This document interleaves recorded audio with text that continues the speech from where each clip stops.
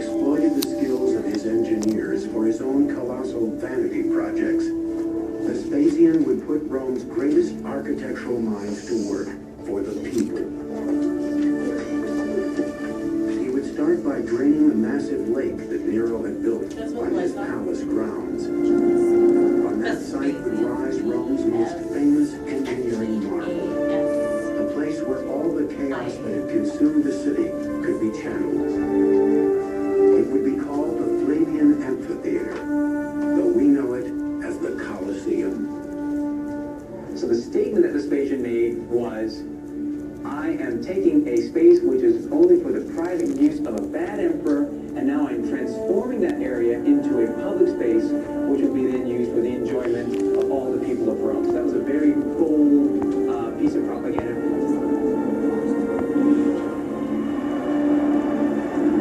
Gladiators had been spilling blood in the name of entertainment for centuries. But the people of Rome were hungry for bigger, bolder spectacles.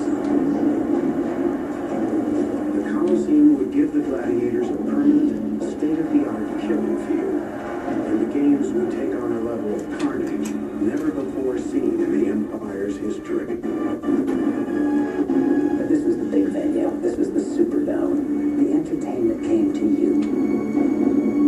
Everything from animals from the farthest corners of the known world to captives from faraway lands could be brought to your central location, to your favorite box seat, and right in the center of the city. Construction on the Colosseum began in 72 AD. It was financed by the sale of precious relics taken from the Jewish temple during Vespasian's sacking of Jerusalem. 12,000 Jewish captives were brought back from that campaign to build the amphitheater. They would have worked under tremendously harsh conditions and been worked long and hard and to the end. They poured more than 6,000 tons of concrete and hauled huge travertine building blocks to the site from a quarry 20 miles away.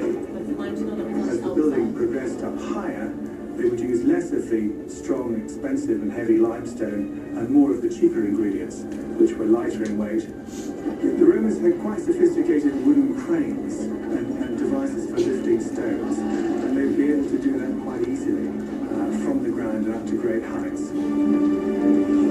In just 8 years, the imposing structure grew to 160 feet tall, dwarfing all that surrounded it. It's the tallest ancient Roman structure ever built.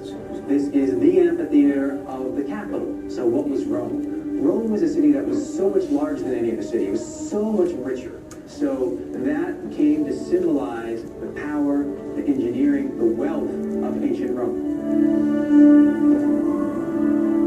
Roman amphitheaters were constructed from a surprisingly simple framework, incorporating 2 Greek theaters back to back to form one 360-degree theater in a round.